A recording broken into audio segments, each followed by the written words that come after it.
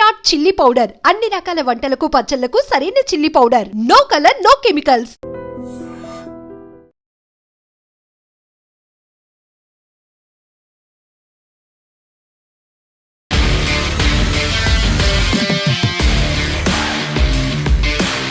నమస్తే, welcome to I dream weekend update with Kavitha. మనతో పాటుగా ఉన్నారు foundation for democratic reforms founder doctor Jayaprakash Narayana గారు.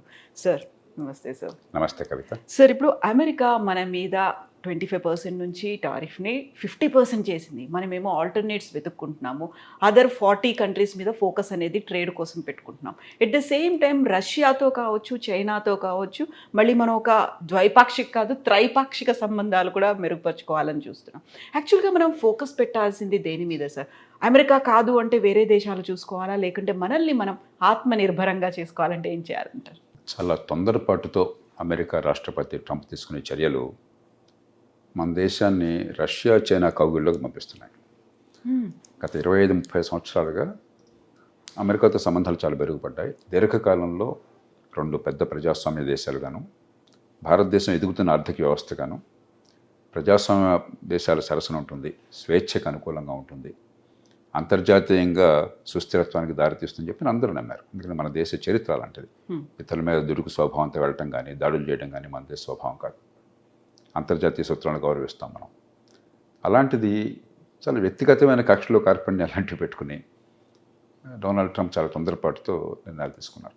మనకి 2 రకాలుగా చూడాలి. ఒక పక్కనేమో ఎగుమతులు ప్రధానమైన దేశం కాదు మనది. మన దేశ స్థూల జాతీయోత్పత్తిలో ఎగుమతులు 11-12% ఉన్నాయి. కాబట్టి ఎగుమతులు, ఒక దేశానికి వెళ్ళే ఎగుమతుల్లో కొంత ఇబ్బంది కలిగిన మాత్రం దేశం తీవ్ర సంక్షోభంలో కూరుకుపోదు. కానీ ఖచ్చితంగా లక్షలాది మందికి తీవ్రమైన ఇబ్బంది వాటిల్లుతుంది. ఉదాహరణకి ఈ దుస్తుల తయారీ, రెక్కాడదగ్గంటే ఒక్కడని వాళ్ళు, తక్కువ నైపుణ్యం, తక్కువ ఆదాయం వచ్చేటువంటి వాళ్ళు, మరి లక్షల మంది కార్మికులు వీధిన పడతారు. ఎందుకంటే అమెరికాకి ఎక్కువ అమ్ముతున్నాం మనం. మన తెలుగు రాష్ట్రాలు తీసుకున్నట్టయితే, ఆంధ్రప్రదేశ్ తీసుకున్నట్టయితే రొయ్యల పెంపకం, ఈ మధ్య దాకా రొయ్యల ఎగుమతిలో భారతదేశం నెంబర్ 1. ఈ మధ్య ఈక్వెడార్ ఒక దేశం వచ్చింది, అయినా మనం అమ్ముకోగలుగుతున్నాం. ఎక్కువగా అమ్మేది అమెరికాకి. అలాగే 3 జెమ్స్ అండ్ జ్యువెలరీ, గుజరాత్లో, సూరత్ ప్రాంతాల్లో మీకు ప్రపంచంలో ఎక్కడ ఈ మణిమాణిక్యాలు ఉన్నా కూడా వాటిని పాలిష్ చేయటము, కట్ చేయటం అంతా కూడా మన దేశంలో జరుగుతుంది. అది ప్రపంచానికి ఇది కేంద్రమైనది. మరి సంపన్న దేశం కాబట్టి జెమ్స్ అండ్ జ్యువెలరీకి బాగా డిమాండ్ ఉంది, గిరాకీ ఉండేది అమెరికాలో. ఈ 3 రంగాలు చాలా ప్రస్ఫుటంగా కనిపిస్తున్నాయి. 3 కూడా లేబర్ ఇంటెన్సివ్. మనకి ఉపాధి కల్పన కావాలి, తక్కువ నైపుణ్యం ఉన్న వాళ్ళకి ఉపాధి ఆదాయాలు కావాలి, మరి అసంఘటిత రంగం నుంచి సంఘటిత రంగం తీసుకోవాలని చెప్పి ఈ 3 చాలా ముఖ్యమైనటువంటి రంగాలు. కాబట్టి ఖచ్చితంగా మనకి ఇబ్బంది ఏర్పడుతుంది. దానికి ప్రత్యామ్నాయం ప్రస్తుతానికి చైనా, రష్యాకి ఆధారం. ఎందుకంటే చైనాలో మన వస్తువులను నమ్ముకునేటువంటి పరిస్థితి లేదు. చైనా దాదాపు ప్రతి వస్తువు విషయంలో కూడా మనకంటే సమర్థంగా తక్కువ ఖరీదు చేయగలుగుతుంది. వివిధ పద్ధతుల వల్ల, కొంత నైపుణ్యం వల్ల, ఉత్పాదకత ఉండటం వల్ల, కొంత ప్రభుత్వం నుంచి వచ్చేటువంటి అదనపు సాయం వల్ల బాగా సంపన్న దేశం కాబట్టి మనతో పోలిస్తే. అలాగే రష్యాకు కూడా మనం అమ్మగలిగేది చాలా తక్కువ. ఉదాహరణకి రష్యా నుంచి ముడిచమురు మనం తీసుకుంటున్నా కూడా రష్యాకి అమ్మేది పెద్ద కనిపించట్లేదు, కొద్దిగా పెరుగుతుంది. కానీ అంచేత అమెరికా కానీ, పాశ్చాత్య దేశాలు కానీ మన మార్కెట్కి ఎగుమతుల విషయంలో కీలకమే, దానిలో ఏమాత్రం అనుమానం లేదు. అంచేత అక్కడ సయోధ్య ఏదో రకంగా తీసుకురావాలి.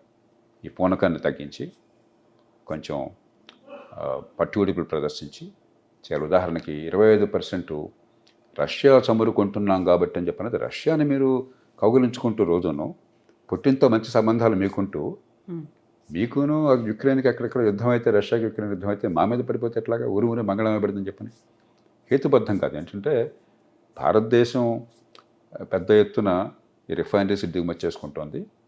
భారతదేశం దిగుమతి చేసుకోకపోతే చైనా కానీ మరో దేశం కానీ రిఫైనింగ్ కెపాసిటీ లేదు, అంతగా వాళ్ళు వృద్ధి చేయాలి.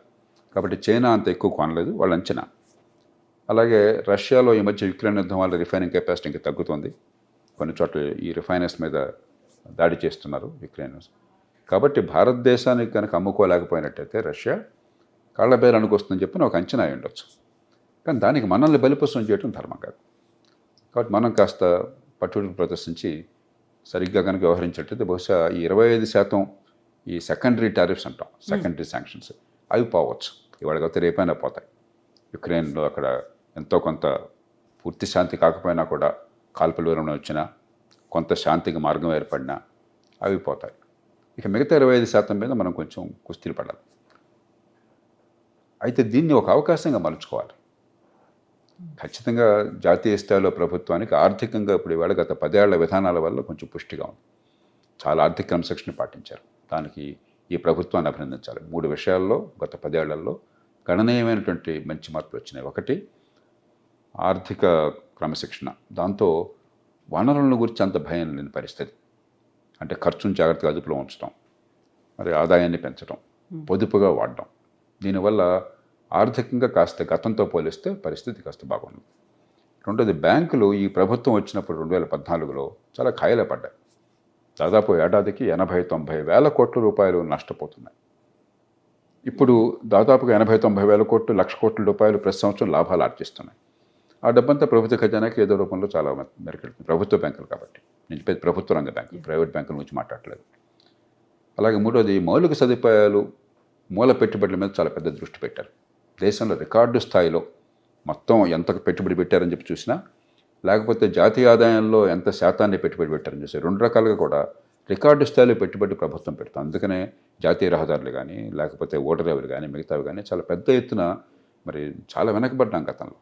ప్రపంచంలో G20 దేశాలతో, G7 దేశాలతో పోలిసి చాలా వెనకబడ్డాం. దాన్ని చాలా మేరకు సవరించే ప్రయత్నం జరిగింది. ఈ కారణాల వల్ల ప్రభుత్వానికి ఆర్థికంగా వెసులుబాటు ఉంది.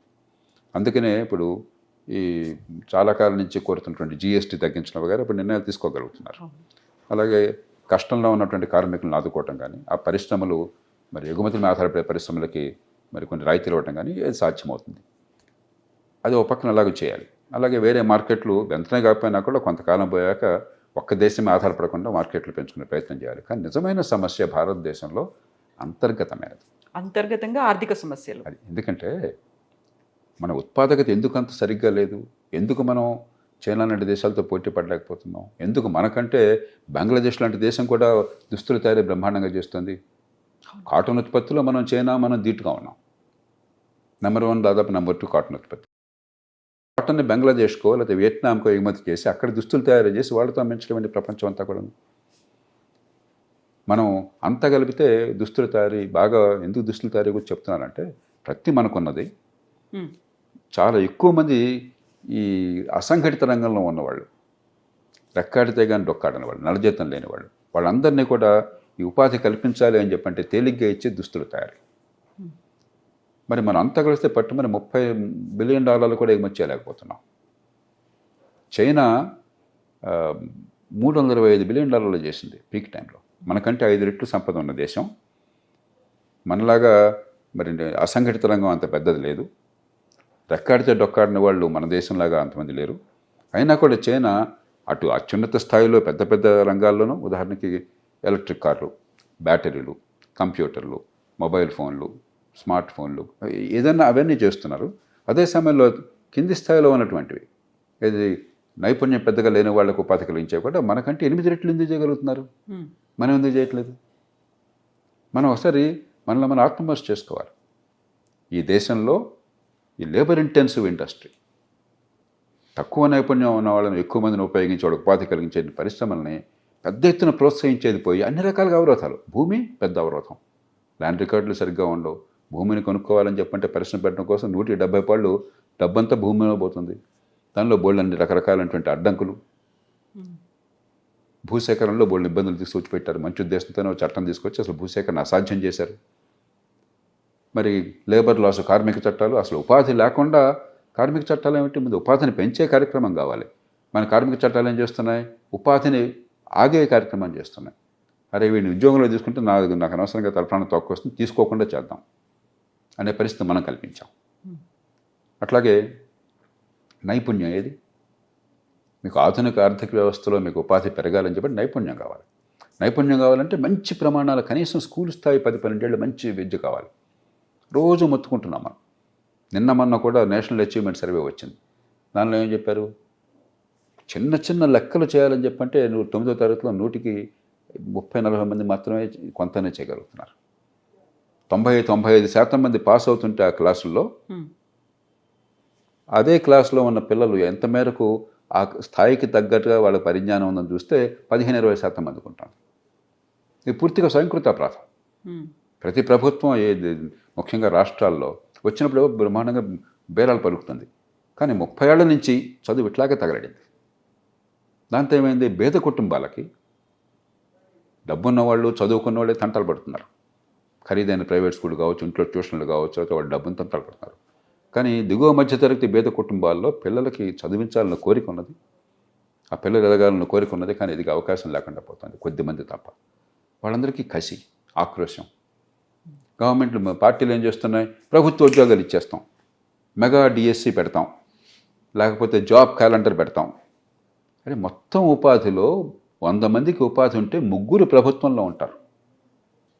ఈ 3ని మసిపూసి మారడికాయ చేసి భ్రమలు కల్పించి, అది అవసరమైతే ఏజ్ పెంచి, వయోపరిమితి పెంచి 35 దాకా చేస్తాం, 20 అంటే ప్రతి వాళ్ళకి ఉద్యోగం వస్తున్న భ్రమ కలిగించి మోసం చేస్తున్నారు. అక్కడి నుంచి అశాంతి, ఉద్యమాలు, ఆవేదనలు, కష్టాలు, కన్నీళ్ళు. ఆర్థిక వ్యవస్థ పెరగటము, ఉత్పత్తిలో పాలు పంచుకోవడం తప్ప వేరే మార్గం లేదు. అది కావాలంటే నైపుణ్యం కావాలి. ఆ నైపుణ్యాన్ని ఇచ్చేది లేదు. మరి లేబర్ ఇంటెన్సివ్ ఇండస్ట్రీ రావాలంటే అన్ని అడ్డంకులు పెడుతున్నాము. నిన్న మొన్న పత్రికల్లో వచ్చింది ఒక వార్త. రామగుండం, ఇప్పుడు రాష్ట్రంలో, తెలంగాణ రాష్ట్రంలో యూరియా కొరత ఉన్నది. రామగుండం ఫ్యాక్టరీ యూరియా ఉత్పత్తి చేస్తుంది. దాంట్లో రాష్ట్ర ప్రభుత్వానికి కూడా వాటా ఉంది. జాతీయ స్థాయిలో ప్రభుత్వ రంగ సంస్థలకి, రాష్ట్రంలో ప్రభుత్వానికి, అంటే ఒక రకంగా ప్రభుత్వ సంస్థ కదా, జాయింట్ వెంచర్ అది. అక్కడ యూరియా ఉత్పత్తి అవుతుంది. అక్కడ ఏదో సాంకేతిక కారణాల వల్ల ఫ్యాక్టరీ మూతపడింది. దాన్ని రిపేర్ చేయడం కోసం కాంట్రాక్టర్ని పెడితే శాసనసభ్యుడు ఒక ఆయన, నా సంగతి చూస్తే తప్ప, నాకు ముడితే తప్ప దాన్ని ఎలా వస్తూ చూస్తానని చెప్పి అడుగుతున్నట్టు. చివరికి మన మంత్రివర్గంలో మంత్రులు చేసిందేంటి, పిలిచి బతిమలాడి బుజ్జగించి ఏదో చెప్పాల్సి వచ్చిందట. ఇంకా పరిశ్రమలు అట్లా వస్తాయి. ప్రభుత్వ సంస్థనే మనం ఇట్లా చేస్తుంటే, యూరియా ఉత్పత్తి చేసే ప్రభుత్వ సంస్థ, యూరియా కొరత ఉన్నది రైతులకి, అక్కడ కూడా మనం అదుపు చేయలేకపోతే ఈ రాజకీయంలోని వికృత చేష్టల్ని, మనకు ఆర్థిక పరిస్థితి ఎట్లా బాగుపడుతుంది? అదేమంటే 30 కోట్లు ఖర్చు పెట్టాం ఎలక్షన్లో, మరి మేము సంపాదించాలి కదా, రికవరీ అవ్వాలి. అది ఎక్కడ ఏమిటని చెప్పిన ఇదే లేదు. అంచేత ఈ సమస్యలన్నీ అంతర్గతమైనవి. దీనివల్ల ఏమవుతుంది, బడితున్నవాడిదే బర్రె అయిపోయింది. ఈ బడితున్నవాడిదే బర్రెగా ఉంటే పారిశ్రామికీకరణ ఒక స్థాయి మించి జరగదు. చాలా పెద్దవాళ్ళు, కొంచెం బలం ఉన్నవాళ్ళు, ముఖ్యమంత్రి, ప్రధానమంత్రి స్థాయిలో సంబంధాలు ఉన్నవాళ్ళు ఏదో తన ప్రయత్నం చేసుకుంటారు. మిగతా వాళ్ళు చిన్న మధ్యతరగతి పరిశ్రమలు ఉండవు. ఉపాధి కలగాలంటే చిన్న మధ్యతరగతి పరిశ్రమలు. కాబట్టి భారతదేశంలో ఆర్థికాభివృద్ధికి అవరోధం ప్రధానంగా అంతర్గతమైనది. రాష్ట్రాలేమో ఉన్న డబ్బన్ని కర్పూరహారం చేసేస్తున్నాయి. పెద్ద పెద్ద 1,00,000 కోట్ల ప్రాజెక్టు, 2,00,000 కోట్ల ప్రాజెక్టులు, ప్రజలకు ఫలితం వస్తున్నారో లెక్కలేదు. హైదరాబాద్ నగరంలో మెట్రో ఎంత బ్రహ్మాండంగా చేస్తే 300 కోట్లు కనుక అదనంగా వాళ్ళకి లోను ఏదో ఇచ్చినట్టయితే, ఒక 10 ట్రైన్లు 30 కోచ్లు వచ్చినట్టయితే రద్దీ ఉండదు. హైదరాబాద్కి 1,000 కోట్ల రూపాయలతో డబ్బులు తొడుకొస్తున్నాం మనం. మంచినీళ్ళు 40-45% మూసీ నదిలో కలిసిపోతున్నాం. దాని గురించి మనకు ధ్యాస లేదు. ఇవన్నీ చేయకుండా మనం పెద్ద పెద్ద మాటలు మాట్లాడుతాం, పెద్ద పెద్దది. కాబట్టి ఆర్థిక క్రమశిక్షణ, మంచి ప్రమాణాల విద్య, చిన్న పరిశ్రమలు, ముఖ్యంగా ఈ లేబర్ ఇంటెన్సివ్ పరిశ్రమలు పెంచడం కోసం మన లేబర్ రిఫార్మ్స్, ల్యాండ్ రిఫార్మ్స్, తర్వాత ఎక్కడికక్కడికి చిన్న పట్టణాలను పెంచడం, అందరూ హైదరాబాద్కి రావాలి, అందరూ బెంగళూరుకు పోవాలని చెప్పంటే నరకం అనిపిస్తున్నారు. మీరు చూస్తున్నారు కదా, ఇక్కడ రావాలన్నా కూడా ట్రాఫిక్ ఎట్లా ఉంది మీరు చూస్తున్నారు కదా, ఏ టైంలో చూసినా కూడా. ఇంకా ఎంతకాలం ఆర్థిక వ్యవస్థ నిలబడుతుంది, జనజీవనం ఎంత బాగుంటుంది? ఎక్కడ చిన్న పట్టణాలు పెంచి ఏర్పాటు చేస్తే చిన్న చిన్న ఉద్యోగాలు అక్కడే వాళ్ళు సెటిల్ అయిపోయినట్టయితే ఆర్థికాభివృద్ధి విస్తరిస్తుంది. కోట్ల మంది గ్రామాల నుంచి ఆ చిన్న పట్టణాలకి ఊరి దగ్గరలోనే వచ్చి బాగుపడతారు. ఇవన్నీ మన చేతుల్లో ఉన్నాయి, అమెరికా చేతుల్లో, ట్రంప్ చేతుల్లో లేవు. ఇప్పుడు ఒక చైనా ఎందుకు ధీటుగా నిలబడుతుంది? వాళ్ళన్నీ సరైన పద్ధతులను పాటించారు గత 30-40 ఏళ్ళలో. కాబట్టి ఒకవేళ ఒడిదుడుకులు వచ్చినా కూడా దేశం సంక్షోభంలో ఉందన్న భయం లేదు వాళ్ళకి. అంతర్గతంగా బలం ఉన్నది, ఆర్థిక బలం ఉన్నది, సామాజిక బలం ఉన్నది, విద్య ఉన్నది, ఉత్పాదకత ఉన్నది. మనం అది చేయకుండా ఎన్ని మాట్లాడిన ప్రయోజనం లేదు. ఒక సంక్షోభాన్ని అవకాశంగా మలుచుకోవాలి. ఇది ఖచ్చితంగా పెద్ద సంక్షోభం కాదు, ఇండియా తట్టుకోగలదు, కానీ ఒక చిన్న సంక్షోభం, దాన్ని అవకాశంగా మలుచుకున్నారు. 1991 అదే చేశాం. పివి నరసింహారావు గారు, మన్మోహన్ సింగ్ ఏం చేశారు? ఏదో మొక్కుబడిగా తాత్కాలికంగా కాకుండా కొన్నైనా చిత్తశుద్ధితో చేశారు. లేకపోతే దేశం అధ్వానం పాలయ్యేది. ఆ సంక్షోభం నుంచి గట్టెక్కడమే కాదు, ఆర్థికంగా ఆనాటికి ఈనాటికి అసలు పోలిక లేదు. ఆనాడు మీకు కార్లు కావాలంటే అంబాసిడర్, ఫియట్ 2 కార్లు, అది కూడా మీరు ప్రీమియం చెల్లించాలి. నాకు బాగా గుర్తున్నది, నేను మొట్టమొదటి కారు కొన్నప్పుడు ప్రీమియం చెల్లించాల్సి వచ్చింది ఆ కారు కొనడానికి. ఆ కారు ప్రైసే కాకుండా వాడు మనకి రాయితీలు ఇచ్చి కొనండి అని చెప్పి అడిగే బదులు మనం బాబు నాకు కారు కావాలి, టైంకి అందదు కాబట్టి. ఫోన్ కావాలంటే నరకం, మనందరం చూసాం ఆ రోజుల్లో. ల్యాండ్లైన్ రావాలి అంటే ఎంత కష్టం. ఓన్ న్యూ టెలిఫోన్ కింద డబ్బులు కట్టి కొన్నేళ్ళు వెయిట్ చేసి ప్రతిదానికి మధ్య మధ్యలో వాడి తల కాస్త పంజారం చేసి లేకపోతే మనకు అందేది కాదు. ప్రతిదీ మనకు కొరతే. ఇవాళ అదేం లేదు. ఎందుకు సాధ్యమైంది? ఆర్థిక సంస్కరణల వల్ల. ఆ సంక్షోభాన్ని అవకాశంగా మలుచుకున్నాం. ఈవేళ కూడా ఈ మినీ సంక్షోభాన్ని అవకాశంగా మలుచుకుని ఈ మార్పులు తెస్తే అప్పుడు ఖచ్చితంగా దేశంలో ఆర్థిక ప్రగతి ఉంటుంది, ప్రపంచంలో ఒడిదుడుకులు తట్టుకునే శక్తి వస్తుంది. లేకపోతే ఎప్పుడు మరి దినదినగండం నూరేళ్ళ ఆయుష్లాగా ఉండకూడదు ఇంత పెద్ద దేశం. సో ఇప్పుడు వోకల్ ఫర్ లోకల్ అనే కాన్సెప్ట్ గతంలో వచ్చింది. ఆత్మనిర్భర్ భారత్ అనేది మన ప్రొడక్ట్స్ని మనమే వాడుకోవాలి, యూస్ చేయాలి అనేది, ఇవన్నీ వచ్చిన తర్వాత అది నినాదం అవుతోంది. నిజంగా మీరు చెప్పినట్టుగా ఎగ్జిక్యూషన్లోకి రావాలి, ప్రతి ఒక్కరికి రీచ్ అవ్వాలి అంటే ఇంకా ఏం జరగాలంటారు? ఇప్పుడు ఆధునిక యుగంలో కవిత పూర్తిగా స్వావలంబన ఏ దేశానికి సాధ్యం కాదు. మన సప్లై చైన్స్ అంటాం. ఈ సప్లై చైన్స్లో ఏది ఎక్కడ ఉత్పత్తి అవుతుందో మనం చెప్పను కూడా చెప్పలేం. అంతగా ఒక ఫోన్ అంటే లేకపోతే వాచ్ ఉంటే ఏదో ఒక చిన్న స్క్రూ ఎక్కడో అవుతుంది, మరో ఇంకో గ్లాస్ ఇంకో చోట అవుతుంది, ఈ మెటల్ స్టాప్ ఇంకో చోట అవుతుంది. ప్రపంచంలో అంతా ఇంటిగ్రేట్ అయిపోయినాయి. కానీ వీలున్నంత మేరకు ఖచ్చితంగా మన దేశం ఇతను ఆధారపడకుండా మన ఉత్పత్తిని పెంచే ప్రయత్నం చేయాలి. మనం అమ్ముకోవాలి కానీ వాళ్ళ కొనుక్కోవటం కాకూడదు. అప్పటి అడ్డు పట్టడం కాదు, అంటే మన ఉత్పాదకత పెరగాలి, మనం పోటీలో తట్టుకోగలగాలి. మన వస్తువుల మన్నిక కానీ ఖరీదు కానీ మిగతా వాళ్ళతో సమానంగా ఉండాలి, వాళ్ళకంటే ఇంకా బాగుండాలి. కొంతమేరకు ఆ పరిస్థితి వస్తుంది. గతంలో విదేశాల నుంచి వస్తే తప్ప మనకు అసలు ఏమి పనికొచ్చేవి కాదు. ఇప్పుడు అలా కాదు. మన కార్లు కానీ మిగతావి కానీ ఈ దేశంలో ఉత్పత్తి అవుతున్నాయి, మొబైల్ ఫోన్లు కూడా ఉత్పత్తి అవుతున్నాయి. కానీ ఇంకా చాలా రంగాల్లో మనం ఇతరుల మీద ఆధారపడి ఉన్నాం. రెండోది వోకల్ ఫర్ లోకల్లో నాకు అర్థమైంది ఏంటంటే, ఒకప్పుడు ఇప్పుడు కొంచెం తగ్గింది అనుకుంటున్నాను నేను, ఈ ఫ్యాన్సీఫుల్గా విదేశీ వస్తువు అంటే మోజు, లగ్జరీ బ్రాండ్స్, అది అవసరం ఉన్నా లేకపోయినా కూడా బ్రాండ్ కోసం కొనటం, మన డబ్బులు తగలేయటం, దాంతో ఏమవుతుంది, మన విదేశీ మార్గ ద్రవ్యం పోతుంది. ఆ దేశంలో ఉత్పత్తి చేసేవాడిని పోషిస్తున్నాం, మన దేశంలో ఉత్పత్తి చేసేవాడిని మనం నిర్లక్ష్యం చేస్తున్నాం. కాబట్టి మన అంతర్గతంగా మనకు ఉండాలి. అది ఉందని నేను నమ్ముతున్నాను. భారతదేశంలో ఇతర దేశాల వస్తువులు ఇక్కడికి వచ్చిన మాత్రం చేత ప్రజలను తిరిగి కొనరు. మన వినియోగదారులు చాలా ఆచితూచి వ్యవహరిస్తారు. దేశభక్తిని కాకపోయినా కూడా ఇంత పెడుతున్నాం ఖర్చు, ఈ ఖర్చుకి లాభం ఉందా లేదా అని ఆలోచిస్తారు. అందుకనే చాలా ప్రపంచ బ్రాండ్లు భారతదేశంలో పెద్ద అమ్ముడు పోలా. పెద్ద పెద్ద మల్టీనేషనల్ కంపెనీస్ ఇండియాలో మీరు కోకోకోలా దగ్గర నుంచి అయితే పెద్ద లాభాలేమి ఈ దేశంలో ఆర్జించాల. ఏదో ఒక పెరుగుతున్న మార్కెట్ కాబట్టి పెద్ద జనాభా ఉంది కాబట్టి ఇక్కడ ఉండాలని చెప్పి ఉన్నారు తప్పితే పెద్ద లాభాలు వాళ్ళకేం రాలా. ఎందుకంటే ఈ దేశంలో వినియోగదారులు కాస్త ఆచితూచి వ్యవహరిస్తారు. అంచేత నాకు ధైర్యం అన్నది.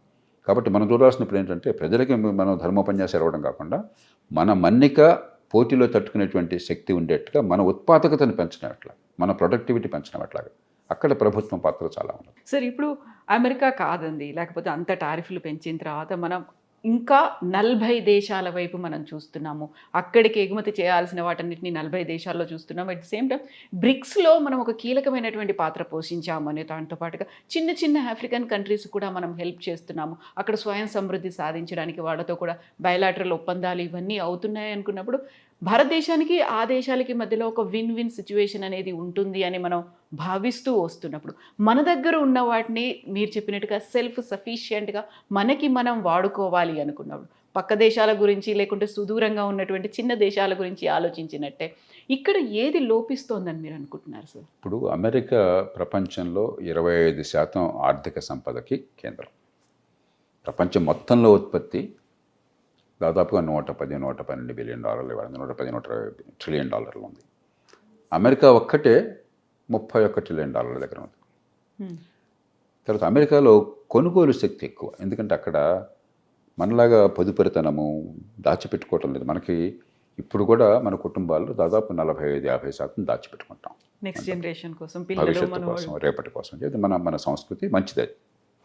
ఆ దేశంలో చేతులు డబ్బులు లేకపోయినా ఎడపడి అప్పులు చేసి కొనుక్కోవడం అలవాటు.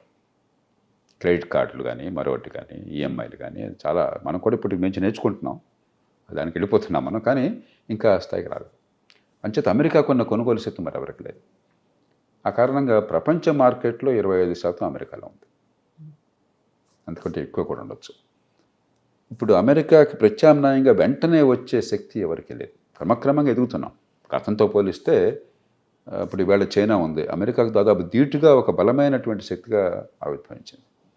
కానీ చైనా పెద్ద కొనుగోలు చేయట్లా, కొంత కొనుగోలు చేస్తుంది పూర్వంతో పోలిస్తే, అమ్ముతుంది బాగా, ఇతర దేశాలకు అమ్ముతుంది కానీ చైనా కొనుక్కోవట్లా. అమెరికా $31 ట్రిలియన్ అంటే మీరు చెప్పే బ్రిక్స్ దేశాలన్నీ కలిపితే $32 ట్రిలియన్ ఉన్నాయి.